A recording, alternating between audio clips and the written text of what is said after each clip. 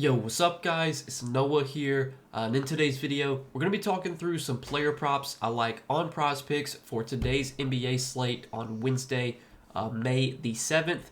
We got two games on Wednesday night. We got game 2 of Celtics and Knicks, and we got game 2 of Nuggets and Thunder. So a two-game slate, got some early player props that I do like for this slate, taking a first look at the board Tuesday night. We're going to talk about two plays, one from each game, and we're going to break down these plays, share why I like them. Now, before we do get started, guys, make sure that you hit that like button down below. If you do enjoy these Prizepicks videos, make sure to hit that subscribe button as well. And if you guys are new to the channel, and if you are new to Prizepicks, if you don't have a Prizepicks account, be sure to sign up. Use that promo code NOAH when you guys do sign up for Prizepicks with my promo code and place your first $5 lineup. You're going to get $50 in promo funds instantly added to your account. So make sure to check out Prizepicks if you have not yet. And I do also want to shout out Sleeper because we do have a partnership with Sleeper as well.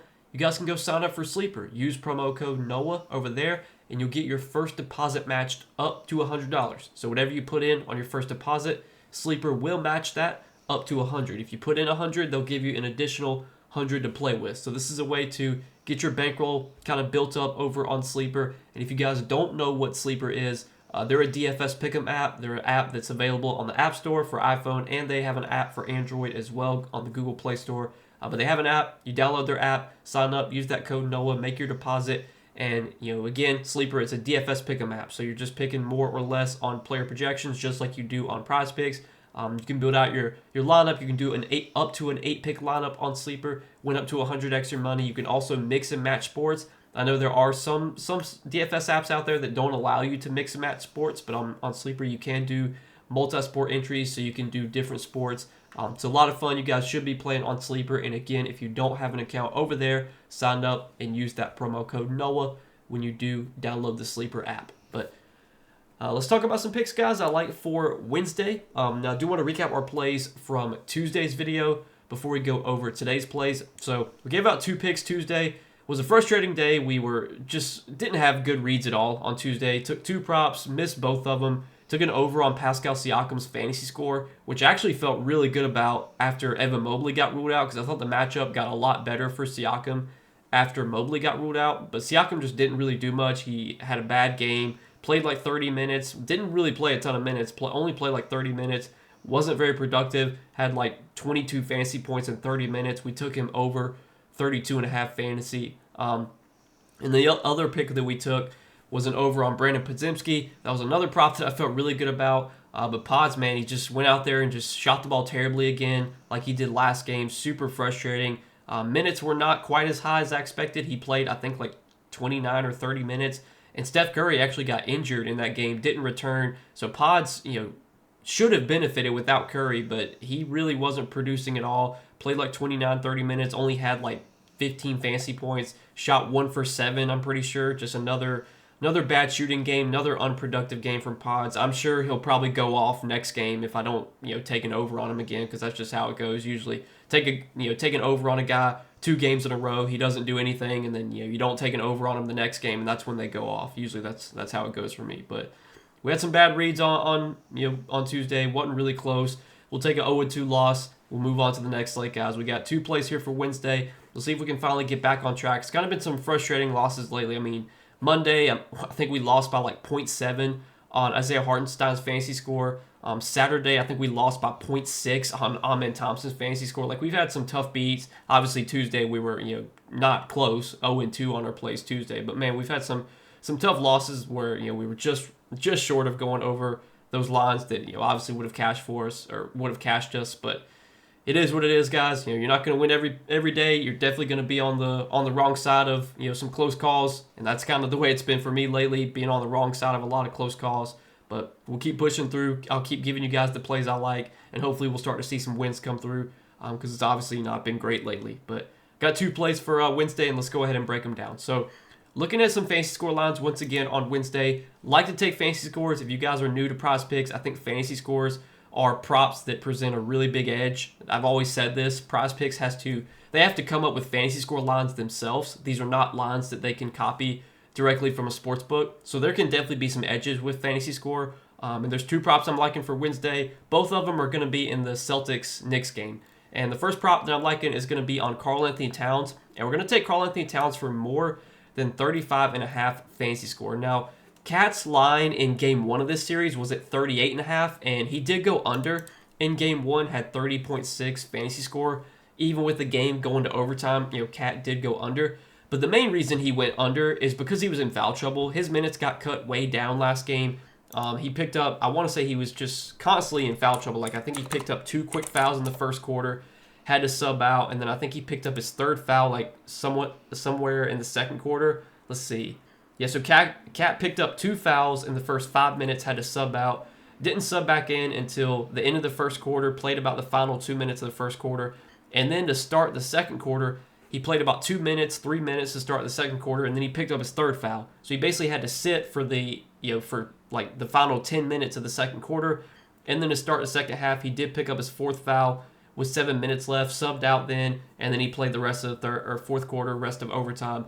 But, lost about, I would say 12 to 14 minutes because of foul trouble. Like, if Cat wasn't in foul trouble, he was probably going to play 40 minutes. I mean, we know Tom Thibodeau is a coach that runs his starters into the ground, and Cat, so far in the playoffs, his minutes have been pretty good in the games that he hasn't been in foul trouble. Now, obviously, foul trouble has been a concern for Cat. It's something that he has struggled with kind of throughout his career.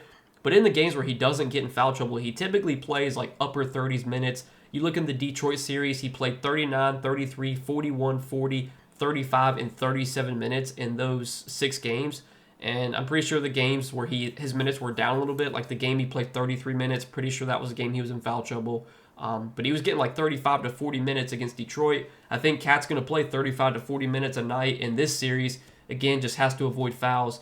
And this is a player that, throughout his career, Cat has been a productive player when he gets minutes. I mean, this season with the Knicks, he averaged 1.34 fantasy points per minute. Like, Cat was really productive during the regular season. His fantasy points per minute really spiked up, and mainly I think that's because he was playing all of his minutes at center.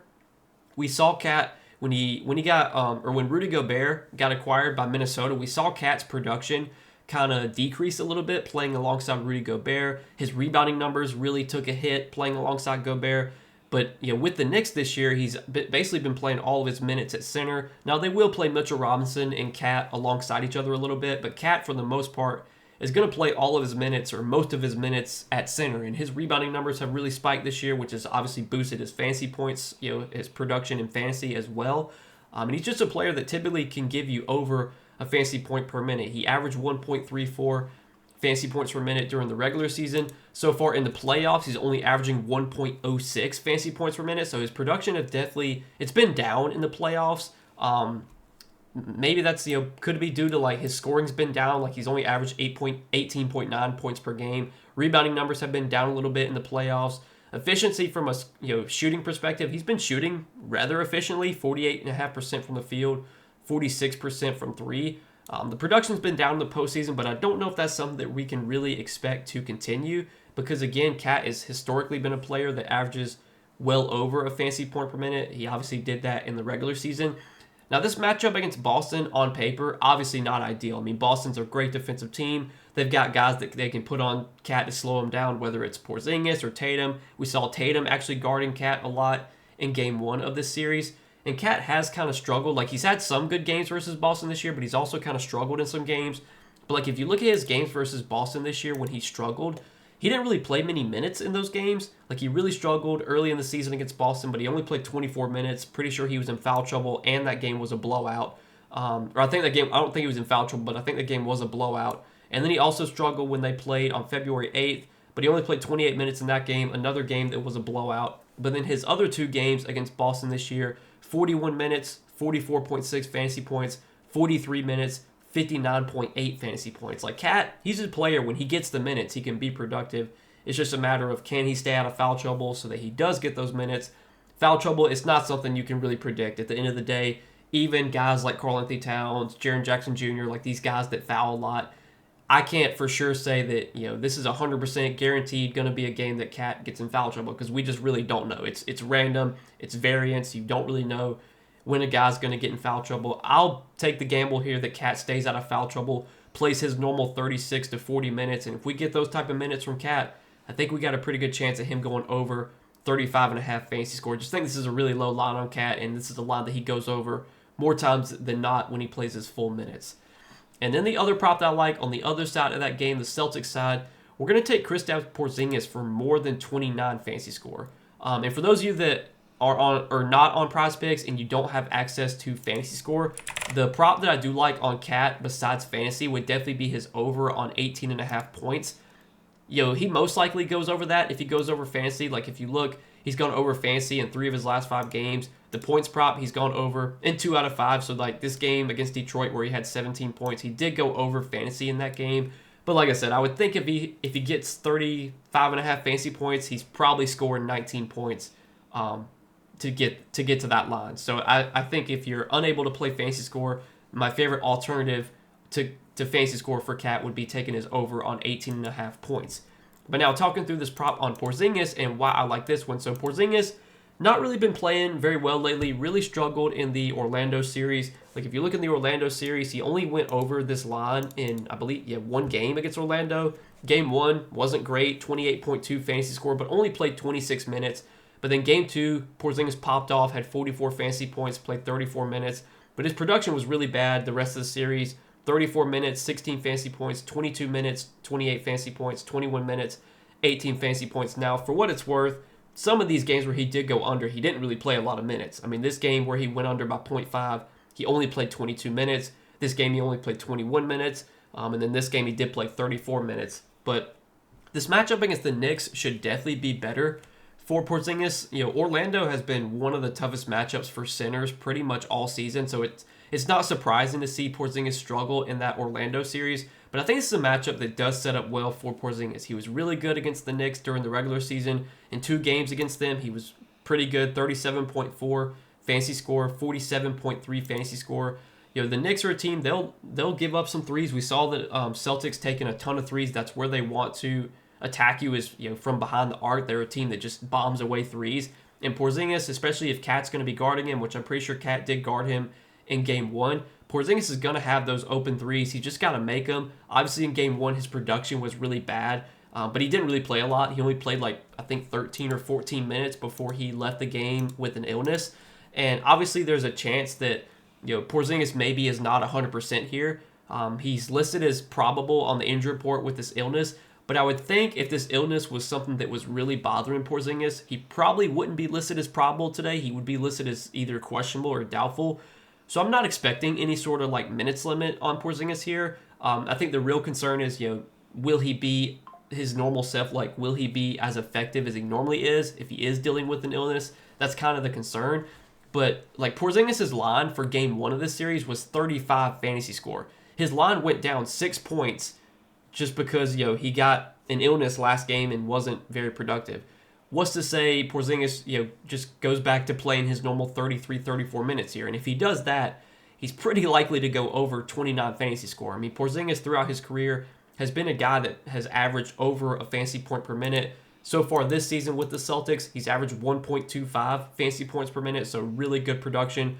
So far in the playoffs, his production has been down. He's only averaged 0.94 fantasy points per minute in the playoffs, but again, that was a really tough matchup against Orlando that he had to deal with, a tough series there. This is a better series for Porzingis. It's one that he should be successful in. Last game, went scoreless, dealt with an illness, had to leave the game early. I'm expecting a bounce-back game for Porzingis here. I think this is a really good opportunity to buy low. And like I said, his line last game was 35. Today it's 29. Obviously, last game he wasn't productive, yada, yada, yada, but this is a totally different scenario. Obviously, they've had a day off since their last game, so I'm sure Porzingis has been able to rest, been able to, get treatment for this illness. I don't think this is going to be something that really bothers him too much. I don't think it's going to be something that limits his minutes.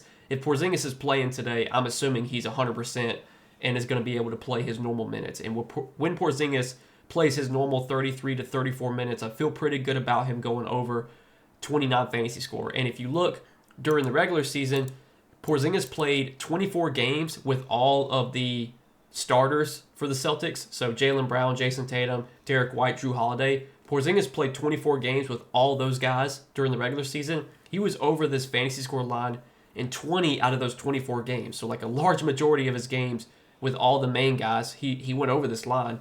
And like if you look at the games where he went under, the games he went under, he played 25 minutes or less in all the games that he went under that line. So just feels like a really low line on Porzingis here, even though he's kind of been struggling lately. Again, a lot of these games, his minutes have been down. It was also a really bad matchup. I'm expecting a bounce-back game from Porzingis today. I think this is a really good opportunity to buy low on him at 29 fantasy score, a line that I think he goes over more times than not when he plays full minutes. So that's what we're going to take, guys, as our 2 props for today on Wednesday. Karl-Anthony Towns, we're going to take more than 35.5 fantasy score, and Kristaps Porzingis, we're going to take more than 29 fantasy score. Now, if you're looking for an alternative prop to Porzingis besides fantasy score, I think I would be looking at his points prop as well on Porzingis, more than 16.5 points.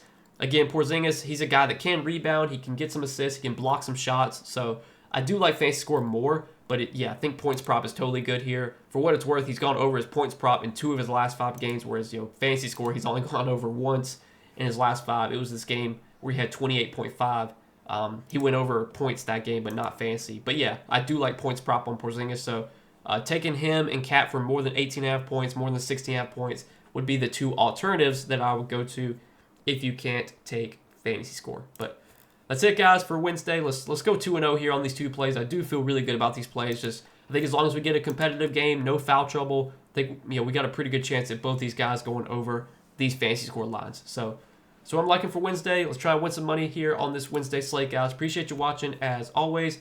Make sure you hit that like button down below before you do get out of here. Hit that subscribe button as well. And again, if you guys are new to Prizepicks and if you don't have a Prizepicks account, sign up, use promo code NOAH. When you play your first $5 lineup on Prizepicks, you're going to get $50 in promo funds instantly added to your account. So check them out if you have not yet. But good luck, guys. Let's win some money, and I will see you guys in the next video. Peace.